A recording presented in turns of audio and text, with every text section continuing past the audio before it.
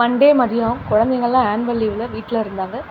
அதனால் புளி சாதம், தயிர் சாதம், துவையல் அரைக்கலான்னு ரெடி பண்ணியிருந்தேன்.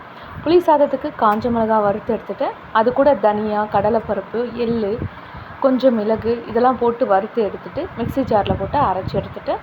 அதுக்கு தேவையான சாதம் நல்லா பதமாக குழையாமல் வடித்து எடுத்துட்டேன்.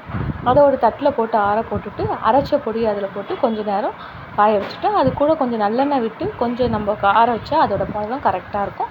இப்போ தாளிக்க தேவையான பொருள் எண்ணெய் விட்டு அதில் கடுகு, உளுந்து, காஞ்ச மிளகாய், மஞ்சள் தூள், பெருங்காயம், கொஞ்சம் கருவேப்பிலை, கரைச்ச புளி இதெல்லாம் போட்டு கொதிக்க வச்சுட்டு லாஸ்ட்டாக கொதிக்கும் போது நம்ம அரைச்ச பொடியை போட்டால் நமக்கு புளி கரைசல் ரெடி ஆகிடும். அது சாதத்தில் போட்டு மிக்ஸ் பண்ணால் சூப்பரான புளி சாதம் ரெடி ஆகிடும்.